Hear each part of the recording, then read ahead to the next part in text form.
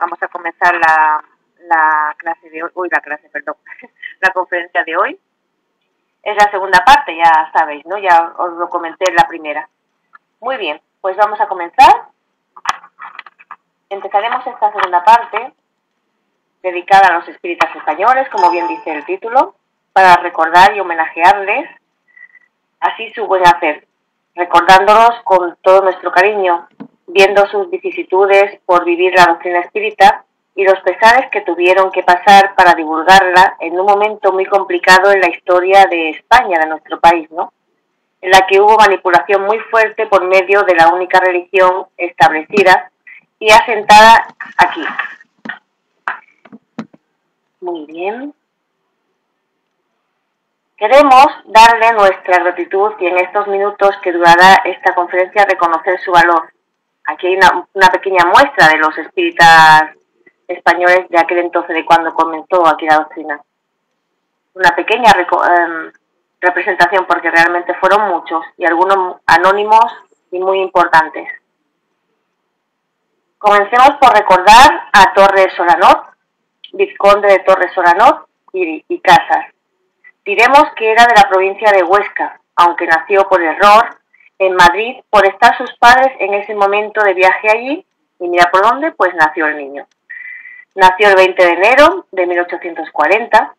Su primera educación la tuvo en Huesca, cursando también pedagogía, latín y humanidades, terminando la filosofía y estudiando en Zaragoza los 2 primeros años de la carrera de Derecho, continuándola después en Madrid, así como la de Administración. A partir del año 1867 se dedicó al periodismo, dirigiendo en Huesca el periódico El Alto Aragón. Tomó parte activa en la Revolución del año 1868. En el año 1871, aún en Zaragoza, se dedicó más al espiritismo que ya conocía desde 1862. Fundó y dirigió durante algunos meses la revista El Progreso Espiritista, órgano de la sociedad de este nombre, y poco después fue a Madrid al ser llamado para formar parte de la redacción de la Constitución, periódico fundado por don Nicolás María Rivero. Desde el año 1872, siendo presidente de la Sociedad Espiritista Española, dirigió el Criterio Espiritista, órgano de esa sociedad y del Centro General del Espiritismo en España, que fundó en el año 1873, así como la Sociedad Propagandista del Espiritismo, que tenía por objeto editar obras referentes a esa escuela filosófica. Estoy dando muchas fechas, pero es para que tengamos noción del tiempo, ¿no? De cómo se fue dando poquito a poco, paulatinamente, un año, otro año, se fue dando, ¿no? Para ir creciendo dentro del periodismo, dentro del trabajo de la doctrina espírita, es para que tengamos una orientación. Continúo. Además de fundar varias revistas espíritas, también publicó varios libros como Preliminares al estudio del espiritismo, Consideraciones generales para la doctrina filosófica y ciencia espiritista en 1872, también Controversia espiritista a propósito de los hermanos Davenport, Defensa del espiritismo, con noticias y testimonios que demuestran la realidad de los fenómenos espiritistas. En fin, escribió muchos libros y trabajó para varios periódicos. Fue presidente y promotor del primer Congreso Espírita Internacional de todos los tiempos en el año 1888, celebrado en Baza. Tenía como presidente honorario a nuestro hermano Fernández Colavida y vicepresidentes a Amalia Domingo Soler y Miguel Vives y Vives, entre otros. Fue el delegado español en el Congreso Internacional de París del año siguiente. Muy bien, ahora pasemos a nuestro segundo hermano, que vamos a recordar un poquito, para tener también unas pequeñas matices, ¿no?, de lo que hicieron. Grandes cosas hicieron. Muy bien, pues aquí está Enrique Pastor Bedoya, también conocido con el seudónimo de Alberico Perón. Él nació en Madrid el 29 de diciembre de 1833 y falleció en Huesca el 5 de diciembre de 1897. Realizó estudios de economía, e inició una larga carrera de funcionario, preferentemente en destinos económicos, incluso en el extranjero, ocupando en sus últimos años el puesto de interventor de Hacienda de Barcelona. Fue también, junto a José María Fernández Colavida, uno de los introductores de las ideas espiritistas en España, bajo el seudónimo, como ya hemos dicho, Alberico Perón, con el que escribió numerosos libros, folletos y artículos en defensa del espiritismo. Enrique Pastor se dio a conocer con su seudónimo en 1861 con su carta de un espiritista, que dice así como que todos podemos leer. La carta de un espiritista a don Francisco de Paula Canalejas se publicó primeramente como anónimo en las páginas del periódico madrileño La Razón. En el año 1861, está fechada en Madrid el 5 de junio de 1861, folleto con extractos de ¿Qué es el espiritismo?, de Allan Kardec, primer trabajo sobre la materia que salió a la luz pública en España. De ella se hizo una edición en 1865. En la imprenta de Manuel Galiano de Madrid, y 3 años más tarde el Criterio Espiritista la reprodujo nuevamente con sus columnas esto lo voy a tener que leer aquí, que no lo veo bien, aquí está. En los números 1 y 2 de la publicación correspondientes a noviembre y diciembre de 1868 respectivamente. Así se dio a conocer él con su seudónimo. En 1868 publicó su libro La fórmula del espiritismo y en 1902, ya fallecido Enrique Pastor, se editó el manual del magnetizador práctico con traducción firmada por Alberico Perón. En el año 1867 proyectó publicar una revista espiritista, pero fue imposible por la férrea censura eclesiástica. Aunque a principios del año siguiente salió en Madrid el primer número del Criterio, que se proclamaba revista quincenal científica, pero que a partir de septiembre de ese mismo año pasó a llamarse el Criterio Espiritista. Ya por fin tuvo su nombre de lo que era realmente, ¿no? Revelando su auténtica orientación. Fue dirigida por Enrique Pastor Bedoya hasta 1872, cuando cedió su responsabilidad por haber sido elegido diputado por Guadalajara. Durante los últimos años de su vida, dirigió en Barcelona la revista de Estudios Psicológicos, que era la publicación decana de la rica prensa espiritista española del momento. Muy bien. Y aquí está nuestro tercer invitado de hoy, de honor, Salvador Sellés González. Nació el 21 de abril de 1848 en Alicante. Gran espiritista, considerado por sus amigos y por él mismo. El primer espírita de Alicante, entendía y practicaba el espiritismo interesándose por los más desvalidos. Podemos encontrar en la revista La Revelación, año 1, número 1, el 5 de enero de 1872, un escrito de él donde define el espiritismo de la siguiente manera. Vamos a leerlo entre todos. Dice así: el espiritismo es la copa de oro que derrama el bálsamo del consuelo sobre las llagas del infortunio. Es el matizado iris que promete una existencia de recompensas, más allá de una existencia de penalidades, y es el tribunal benéfico y equitativo que corona de laureles el mártir corazón que ha caído bajo las formas de la injusticia en el doloroso anfiteatro de este mundo. En el año 1888 de la Academia Internacional para el Estudio del Espiritismo y del Magnetismo. Comprendía la religión sin dogmas ni ritos, defendía el cristianismo primitivo y no creía en la Iglesia católica, a la que consideraba como aliada de la opresión. En el año 1875 fue a vivir a Madrid, aunque tenemos datos que le sitúan en 1872 en Alcázar de San Juan, Ciudad Real, donde fue vicepresidente de la Sociedad Espiritista Española, junto con Antonio de Torres Solanot y Casas, que ya hablamos de él al principio, quien era su presidente. Allí tuvo amistad con Núñez de Arce, Castelar, Amparo López del Baño y Rosario de Acuña, volviendo a Alicante a principios del siglo XX. A la edad de 89 años desencarna en su residencia habitual a causa de un colapso cardíaco agravado por una miosclerosis. No podríamos terminar este pequeño recordatorio sin leer la poesía que le dedicó nuestra querida Amalia Domingo Soler.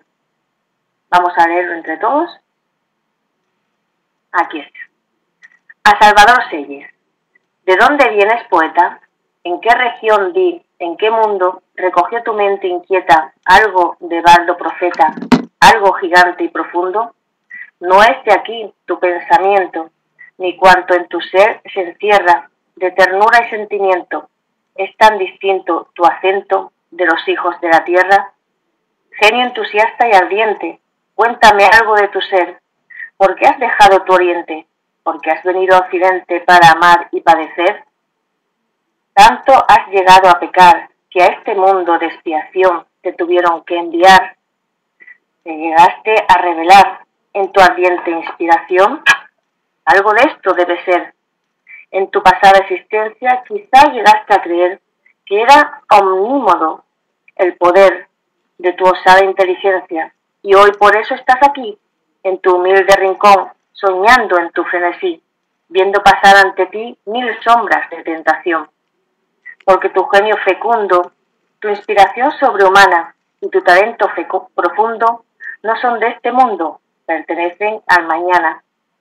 El que llora sus amores, cuenta triste desconsuelo y lamenta los horrores de esos genios destructores, no es de la tierra, es del cielo.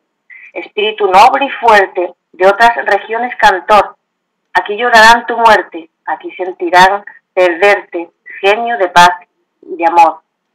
Mas aquellos que amamos en otros mundos mejores, tu estancia aquí lamentamos, aunque aliento recobramos con el ámbar de tus flores.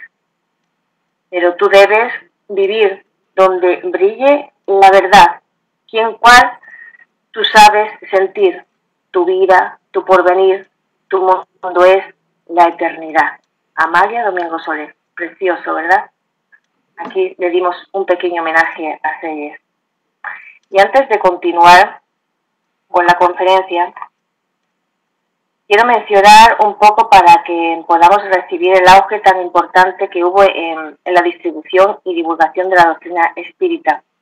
Os relato a continuación las revistas y periódicos, para que nos quede un poquito ese gran trabajo que se hizo. Primero, como podéis leer aquí, El Criterio Espiritista, fundada por Alberico Perón. Su primer número se publicó en noviembre de 1868. Segunda, El Espiritismo, fundada por Francisco Martí Bonneval. Su primer número se publicó en marzo de 1869. Tercera, la Revista Espiritista, fundada por José María Fernández Colavida. Su primer número se publicó en mayo de 1869. Cuarta, El Alma, fundado por los miembros del Centro Magnetológico Espiritista de Madrid. Su primer número se publicó en noviembre de 1869. Este es el verdadero orden de aparición de los periódicos espiritistas españoles.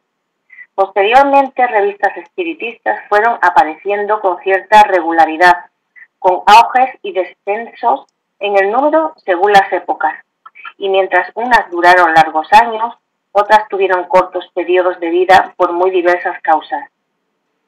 La vida de las revistas no de haber sido fácil por distintos motivos.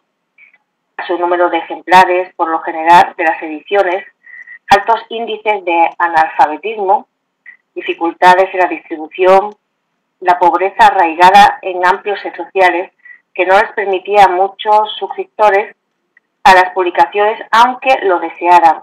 Es común en muchas revistas la aparición de continuos llamados de la administración de las mismas a los suscriptores para que regularizaran sus pagos y pagaran las deudas contraídas por este concepto, como condición para la sobrevivencia de los costos. En un mismo tiempo, el máximo número de periódicos espiritistas editados en España, que he podido verificar es de 15. Ahí queda esa información. Muy poco antes de estallar la guerra civil, se fundaron algunos periódicos, los que a pesar de las buenas intenciones de sus promotores y por las razones políticas que todos conocemos, estaban destinados, sin saberlo, a tener escaso futuro. Pero bueno, continuemos con la revista. Perdón, con la revista, con la conferencia. Pues aquí está nuestra última amiga, hermana, compañera, en fin, todo nuestro cariño, ¿no? Amalia Domingo Soler. Quiero recordar a nuestra hermana con todo el amor del mundo, ¿no? Recordando su carácter, su fuerza, su amor por el espiritismo y gran labor por llevar a cabo su trabajo dentro de la doctrina. Tesón, valentía, perseverancia, fuerza, etc. Muchos adjetivos se les puede dar. No sé. Solo pensar en ella siento lo débil que soy, lo poco que me esfuerzo, cuántas cosas dejo hacer, cuántas cosas hago esforzarme lo suficiente, en fin. Es obvio que me queda mucho por aprender, esforzarme y ser, con letras mayúsculas. Por eso cuando retomo la lectura de sus libros es como verla, vivirla, acercarme a ella. Quiero daros a conocer a vosotros los que por primera vez vais a oír hablar de Amalia Domingo Soler, que ante todo fue la existencia en que la conocimos con ese nombre, un espíritu el cual necesitó saldar deudas del pasado, pasar por una serie de privaciones que reajustaran su ser y aprendieran en sus propias carnes, como solemos decir aquí, lo que es el dolor. Bendito dolor que ella misma, cuando una vez aprendió a valorarlo, lo bendijo, pues es lo que necesitamos tener, dolor para progresar y seguir creciendo como seres iguales que somos.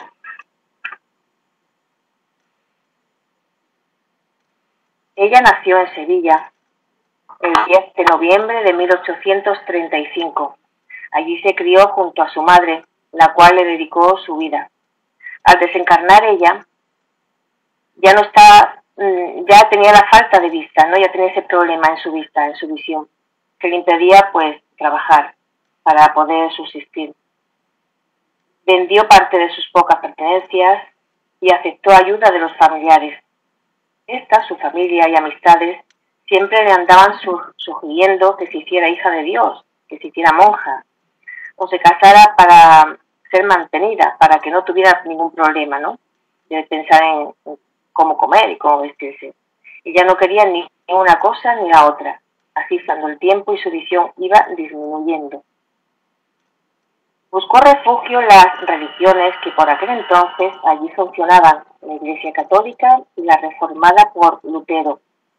Empezó a recorrer los templos y aunque le causaban admiración al oír lo que en ellos se decía, ninguno resolvía el problema de sus dudas y por qué le estaba pasando todo eso a ella. Y si ella decía así, y si estos hombres tan instruidos y que según dicen están inspirados por el Espíritu Santo, no saben explicar el porqué de estas anomalías incomprensibles y estas injusticias sociales, a pesar de repetir que Dios es grande, bueno y justo, ¿dónde iré pues a convencerme de lo que yo necesito que me expliquen? Todo eso se preguntaba ella. Eran momentos muy duros en su vida. Las capillas evangélicas también las visitó y encontró más tranquilidad para su alma. Allí conoció a una mujer de la que recibió sus cuidados y atenciones que en ningún otro sitio. Siguiendo su consejo, visitó al doctor Hissern, médico homeópata, que como oculista había hecho curas asombrosas. Fueron a verlo y él le dijo que la curaría, pero que tenía que hacer todo cuanto le aconsejara. Tomarse la medicación y reposar sus ojos sin esforzarse, para nada, como si no los tuviera, le llegó a decir él. Llevó a cabo sus instrucciones y cuando al pasar un año volvió a la consulta, sus ojos habían recuperado la visión. Ahora vamos a hacer un paréntesis aquí y vamos a ver ese año que ocurrió. Vamos a ver. Ella siguió buscando la caridad de aquellas señoras. Claro, tenía que subsistir, tenía que alimentarse, que les daban sus donativos, pero que les La mayoría les decía que no volviera más, que era muy torpe y hacía mal sus tareas. Eso es lo que le decía a ella, ¿no? A Amalia. Una amiga de su madre llegó un día diciéndole que había una sociedad de señoras filantrópicas repartiendo raciones a los pobres. Ella, pensando en Amalia, consiguió un centenar de bonos con los que tenía asegurado el alimento para 100 días. Junto con los bonos, le entregó un cesto y una taza grande de porcelana. Quiero transmitiros con las palabras de Amalia cuál fue su experiencia al ir a recoger junto con otros pobres el alimento necesario para subsistir. Dice así Amalia: llegué al palacio donde se hacía la obra benéfica. Vi a centenares de pobres de todos aspectos, pues por algo que entonces no pude explicarme, en aquellos momentos, que eran para mí momentos supremos, recobré una parte de la vista perdida y pude ver perfectamente el cuadro que tenía ante mis ojos.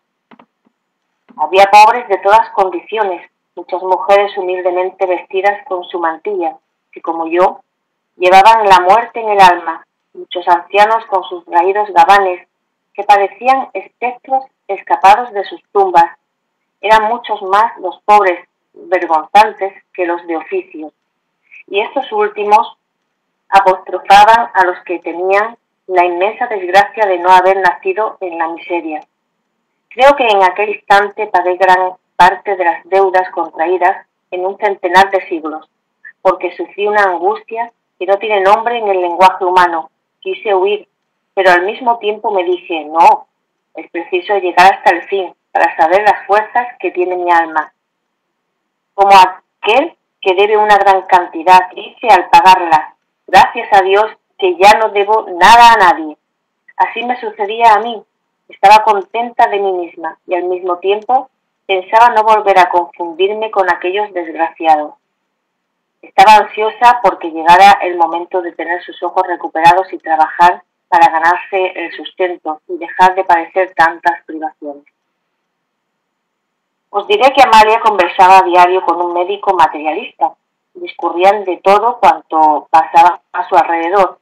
Ella le comentaba de la incertidumbre de su vida, sus dudas, el por qué ella padecía tanto si no le había hecho mal a nadie. Él le dijo que había unos locos que le darían respuesta a sus dudas. Fijaos, la fuente por la que conoció el espiritismo. Ellos se reunían cerca de allí y escribían en varios periódicos y revistas. Uno de ellos se lo enviaban, el periódico El Criterio. Amalia se quedó sorprendida y le dijo que era la primera vez que escuchaba hablar sobre esa doctrina, que le gustaría saber más sobre ella, y él, riéndose, le comentó que en casa tendría alguno y que al día siguiente se lo traería. Dicho y hecho, Amalia, al leer esas palabras, sintió que tenía que conocer mejor esa nueva filosofía. El amigo rió, pues veía que a través de una persona materialista, como era él, ella iba a conocer espiritismo. Le dijo así el médico: los poetas son unos locos inofensivos. Usted desde niña ha escrito renglones cortos y largos, como llama Zorrilla los versos. Es usted entusiasta de todo lo maravilloso, y como es una maravilla de primer orden, eso de que hablen los muertos, usted hablará dentro de poco con media humanidad de cuyas cenizas no queda en la tierra ni un miligramo. Así es. Él le fue leyendo cada uno de los periódicos que le enviaban. Más tarde Amalia encontró una familia espiritista que le prestó las obras de Allan Kardec y ella, con mucho trabajo y poco a poco, puesto. Deciros que nuestra hermana escribía desde pequeña poesía. Con el tiempo trabajó haciendo pequeños trabajos como escritora en la prensa de aquel entonces y, como no, ahora ya, conociendo el espiritismo, ella quería colaborar en esos periódicos espíritas. Y lo hizo. Ya ves que lo hizo. Por sus escritos en los periódicos y revistas espíritas, la empezaron a conocer y un día tuvo la visita de dos espíritas catalanes, los cuales le ofrecieron ir a Barcelona a vivir para poder colaborar en el círculo esta. Además, el trabajo de costurera, que era a lo que se dedicaba Amalia, era mejor pagado allí. En fin, Amalia, tras pensarlo El recapacitar accedió y se fue para allá. Tenía una gran correspondencia con diversos núcleos espíritas de otros países. Esto ya en el transcurriendo el tiempo, ¿no? Ella debía cuidar su salud siempre débil, sin hablar de su vista, de la cual no debía abusar, según le dijo ya el médico, ya una vez curada. También se dedicaba a visitar las cárceles, llevando prensa escrita y, sobre todo, el consuelo de su palabra. Escribía artículos, libros, etc. ¿Cómo no hablar del padre Germán? No podía dejar de hablar de Amalia sin hablar del padre Germán, mentor de ella, espíritu muy querido y noble. Él siempre estaba a su lado. Quiero compartir con vosotros una pequeña parte del comunicado donde se dio a conocer él a Amalia. Le dijo así, el padre Germán: de hoy en adelante, sin día determinado ni hora fija, cuando tengas que hacer algún escrito que a ti te parezca de más importancia que los demás, llamas al medium y yo te daré las explicaciones que te sean necesarias para que tu tarea te resulte fácil. Y como enseñanza y recreo de tu espíritu, te dictaré algunos capítulos de mis memorias. En ellas aprenderás a resignarte con la soledad de tu alma y darás útiles lecciones a los desgraciados de la tierra. He querido plasmar en este recuerdo de Amalia el verla como luchadora, fuerte, sufriendo siempre por su impedimento, el no poder ganarse el pan con su trabajo, el depender de los demás, su soledad, su tristeza por los errores de la humanidad. Es como quiero que la veáis. También reconozco su gran labor, excelente labor, en su dedicación a los demás, como estaba siempre al lado del necesitado, en donde fuera, y como ya dije, también hasta en las cárceles. En aquella época ver una mujer en la cárcel visitando era un poco difícil. Ella siempre haciendo lo que sentía correcto, en sus escritos defendiendo la doctrina, sus creencias. Todo está recogido en sus libros, ahí la podemos descubrir, leyéndola en sus memorias, en Memorias del Padre Germán y tantos otros libros.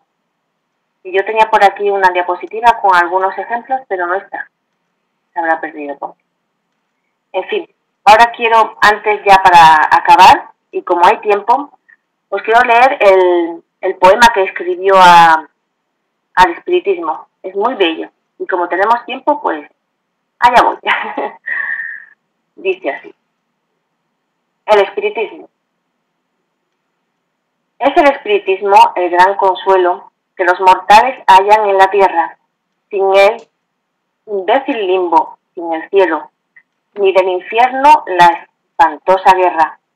El hombre encuentra en él, clara y sin velo, la lógica razón, donde se encierra la causa y el efecto del problema sin pecado de origen ni anatema. Justa, evidente, fácil y sencilla, se ostenta la verdad sin duda alguna. En él la preferencia nadie humilla, ni existen preeminencias de fortuna, que en el espiritismo solo brilla la nobleza del alma y no la cuna, porque el espiritista es el obrero del único progreso verdadero. Las religiones todas han pintado un Dios a sus caprichos y a sus antojos. En todas le busqué, pero no he hallado quien calmara mis angustias y mis enojos, que el Dios que los mortales han formado le cercan de la duda los abrojos, y nada más horrible que la duda, feliz aquel que tras la fe se escuda. Yo en los templos, al pie de los altares, quería hallar a Dios, oyendo misas y escuchando monótonos cantares del incienso entre nubes indecisas. Envidiaba a los hombres que a millares escuchaban con plácidas sonrisas las historias de luengas tradiciones, de milagros, de santos y visiones. Los envidiaba, sí, porque en mi anhelo yo no encontraba a Dios en mi agonía. Un mito fue para mí siempre el cielo y el purgatorio, estafa y mercancía. Buscando a mi dolor algún consuelo, crucé los mares y en tan fausto día, al contemplar el piélago profundo, rendí homenaje al hacedor del mundo. Encontré a Dios en medio de los mares, en sus noches tranquilas y serenas. Dejé de recordar mis patrios lares y olvidé mis dolores y mis penas. Yo no había visto a Dios en los altares, mas lo hallé de la playa en las arenas, en las montañas de nevada espuma y en las rocas veladas por la bruma. Al conocer de Dios el poderío y al comprender su sabia potencia, hallé en la humanidad un gran vacío, que la unidad faltaba a existencia. Entre honores y glorias vi al impío y a la virtud sumida en la indigencia, y dije, la creación es una obra en donde un algo falta o algo sobra. ¿Por qué unos gozan mil y mil placeres y otros sufren tormentos sin medida? ¿Por qué, Señor, distingues a los seres? Para unos muerte y para otros es vida. ¿Por qué a los miserables los prefieres dándoles recompensa inmerecida? Y en tanto un alma pura y delicada no encuentra la felicidad soñada, tú que diste perfume a las flores y a las eternas olas su murmullo, y al refulgente sol sus resplandores, y a la enamorada tórtola su arrullo, y a las aves plumajes de colores, y al gusano de cera su capullo, ¿cómo hiciste al hombre desgraciado, cuando tú, misma esencia, lo has formado? Estas quejas al viento yo lanzaba, cuando escuché una voz pura y suave, que estas sencillas frases murmuraba. Dios ha querido que tu duda acabe. Si ves la humanidad gimiendo esclava, sufriendo una expiación penosa y grave, no creas que retrocede en su adelanto. La perfección se riega con el llanto. Recuerda de Jesús la triste historia que 19 siglos han pasado y aún los hombres veneran su memoria y sus leyes al mundo han dominado, pues con la muerte conquistó su gloria y él, que fue escarnecido y humillado, ha sido de la tierra el gran profeta, el regenerador de este planeta.